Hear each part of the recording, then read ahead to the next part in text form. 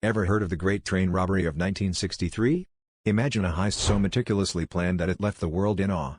A gang of 15 men, led by mastermind Bruce Reynolds, orchestrated one of the most audacious and infamous crimes in British history. Under the cover of darkness, they tampered with railway signals on the Glasgow-London Royal Mail train route, forcing the train to stop.